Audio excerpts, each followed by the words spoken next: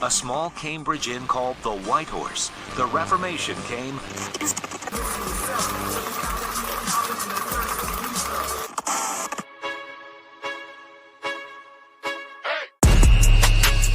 Restless is raw, unscripted, reformed radio.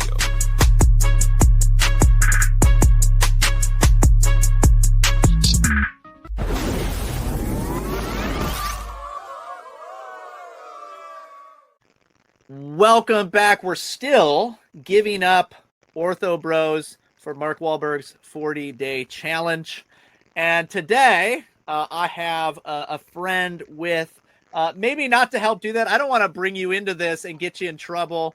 But we have Matthew Hoskin with me here to talk a little bit about the Orthobros, or Matthew, you recently commented on Twitter, Orthobots.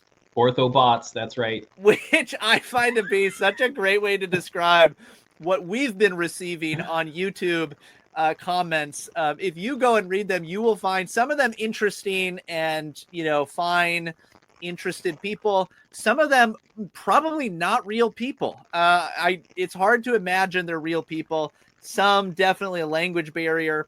And we'll probably get some of that on this as well if we get it posted to YouTube.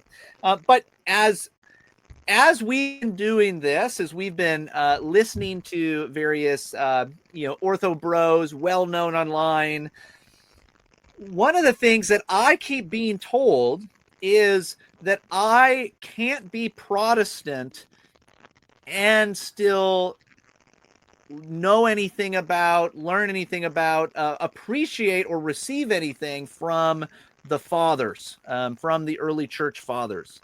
And yet here you are, a Protestant who studies the patristics. And I just don't understand how you exist. How are you not yet part of the one true Orthodox faith? I mean, it is a wonder that I have, not found my way into the one true Holy and Apostolic Church of the Coptic Orthodox. I mean, Eastern Orthodox Church. Sorry. I mean, the Ethiopian. let me tell you. So, no, I won't go any tangents because we're supposed to be short. So, but I'll tell you just super quickly. I have a deep respect. I need to say this first. I actually do have a deep respect for the Eastern Orthodox Church. Yes. I don't really know, outside of like book learning, I don't really know Copts or the other guys at all. Except I had some Eritrean neighbors for a while. They had really good coffee and follow the Julian calendar. Yeah. So all of their days are 13 days late. So they had Christmas, like when we were celebrating New Year's, like, hey, it's Christmas. We're like, hey. So that's like my whole context of people who aren't Eastern Orthodox. And I love the Eastern Orthodox guys. I know I lived in Cyprus for a year working for InterVarsity, the International Fellowship of Evangelical Students. And I met this really nice priest there who was also like an icon painter. And so I actually went into the mountains with him and this whole busload of converts. It was clear that he and the other priests were trying to convert me from Anglicanism to Greek Orthodoxy. But saw these amazing frescoes in all these churches and, see images of the Lord and of the saints and all these things, which, if you're not kissing them, I'm happy, right? And I'm not, but that's okay.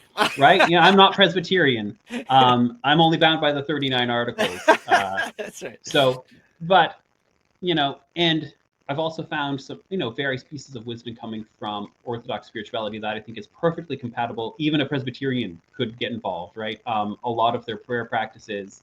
I know there's some, I don't know what to call them, Presby bros who have got mad at me on the internet sometimes because of some of the Orthodox things I've said and done. Doesn't exist. I don't believe it. I don't believe it. Presby bros. It's not. Presby I don't bros. know. I don't know. They seem less common than Orthobros. I have to admit that though. But yeah, but whenever these guys come up, this is the thing. I read a book by an Orthobro while I was living in Cyprus that solidified me more deeply in my Protestant Anglicanism. It was what every Protestant should know about the Orthodox Church, he says. And so I'm reading it, and he's like, Protestants believe this thing about Holy Communion. I was like, no. I'm like, let me check. I'm pretty sure I believe, something else. So I pull out the 39 articles, which on the Holy Communion would be pretty close to Westminster, just less detailed, right? And I'm like, majority Protestants of my existence who have been, mostly Anglicans, Lutherans, and Presbyterians, don't believe that. And in fact, as I've subsequently learned from some of my Baptist friends who know history, they're like, that's not even, like these things the Orthobros say Protestants believe, even a historic Baptist wouldn't believe that, right? Like, well, then who on earth are they drawing it from?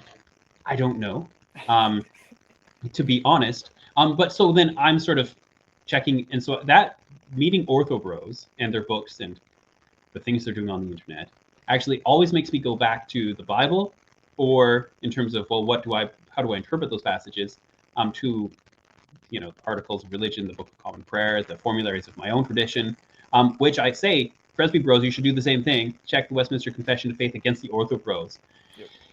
And I find that what they say about Protestantism is off mark anyway. And as I have sort of in my career as an ecclesiastical historian, I also, check into my own tradition every once in a while. So I'm reading Peter Martyr Vermigli. This guy's like the footnotes of Vermigli, full of the church fathers. What? What? Wait. A reformer who's quoting the church fathers? Does that exist? It's mind-blowing, right? I'm reading Richard Hooker, who's like, everyone's like, this is the guy who made Anglican theology as a sort of its own specific distinctive thing. We're not the same as sort of Presbyterians, and we're not Lutherans either. We got things in common with all of them as Protestants, but we're our own thing. And I read Hooker, and he's like citing the church fathers. It's all over the place, what? Right? And then you listen to the artist called Flame, and the Lutheran hip hop guy, and you're like, he knows the fathers better than he knows the Reformed faith. I'll give him that, right?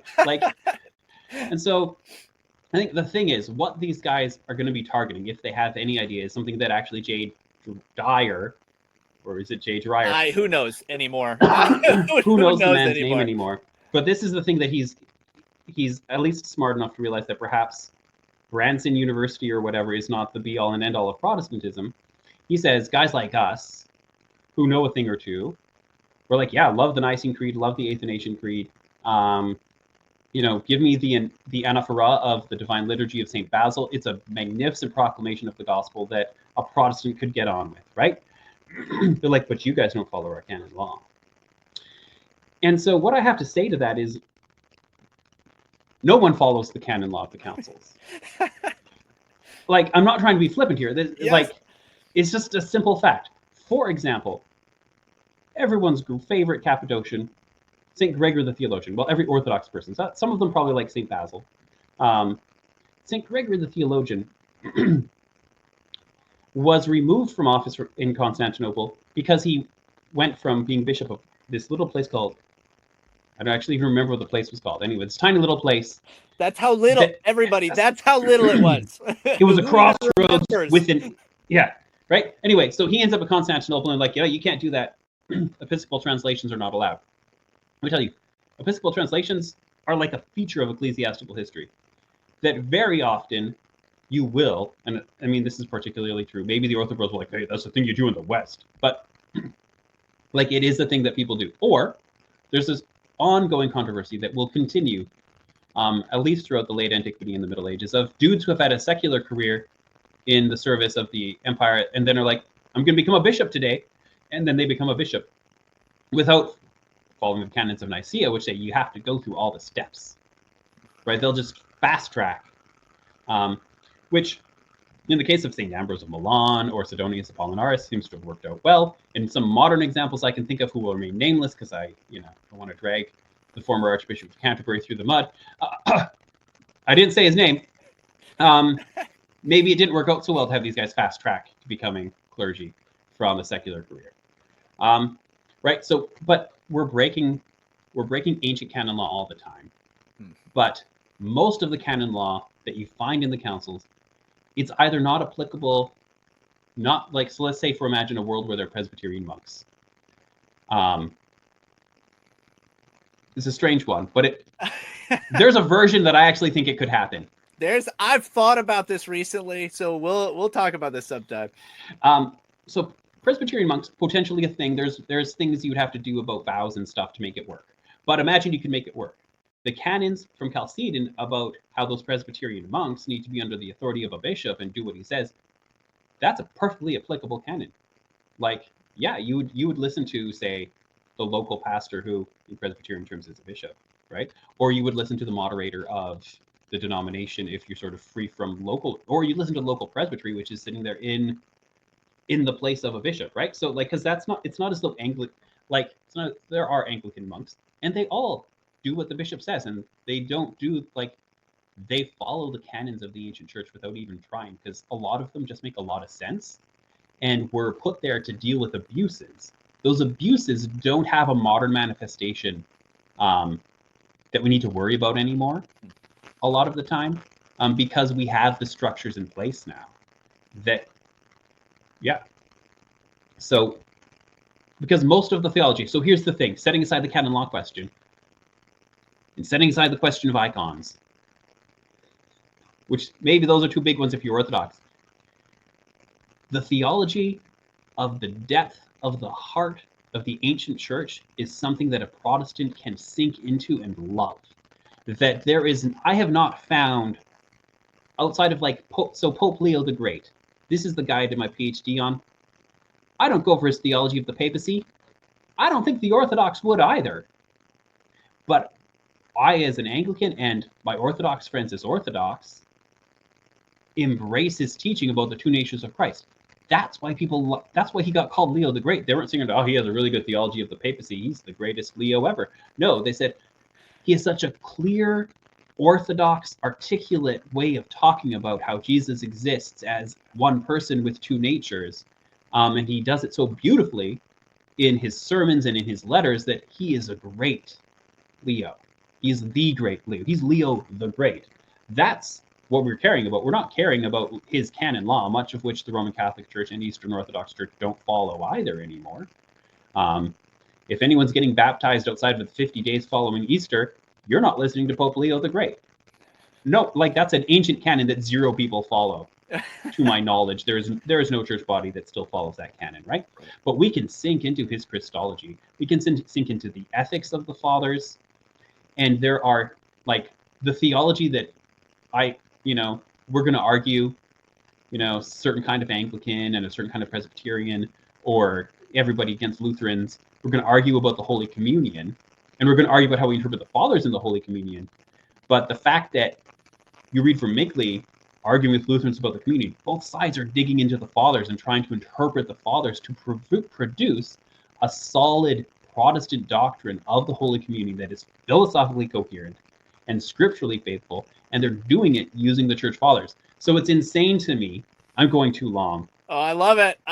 But it's insane to me that the Orthobros would get down with that like John Henry Newman thing to study history is to cease being Protestant. I'm like, dude, like look at the tradition you left. Like Matthew Parker, Elizabeth I's Archbishop of Canterbury, like one of the guys who took what had gone under Henry VIII and Edward VI, and then you have Mary brings back Catholicism. So this is the guy who helps re-reform the Church of England. He's like, what we're going to do is we're going to go find the fathers, and we're going to go find Anglo-Saxon precedents for our doctrine. So he's like, yeah, we don't believe in transubstantiation. You know what? Neither did Aelfric, right? And so he publishes editions of Anglo-Saxon sermons about the Holy Communion that affirm the doctrine of the Church of England in his day. And he's like, problem solved, guys. Like, we're doing history, and it's on our side. Yes. You heard it. You should join us and give up Orthobros for Mark Wahlberg's 40-day challenge.